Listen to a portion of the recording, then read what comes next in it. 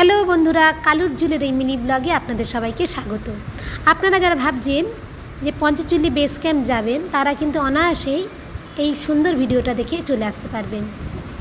তো সবার প্রথমে আপনারা কাঠগুদাম বা লালকুয়াতে নেমে সেখান থেকে একটা গাড়ি নিয়ে সোজা চলে আসুন ধারচুলায়।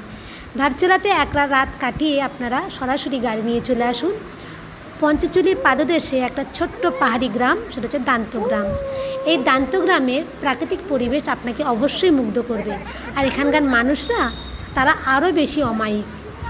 পার হেড পার ডে থাকা খাওয়া সহ 1000 টাকা করে দিলেই আপনি থাকতে পারবেন এদেরকে এই সুন্দর সুন্দর কটেজে।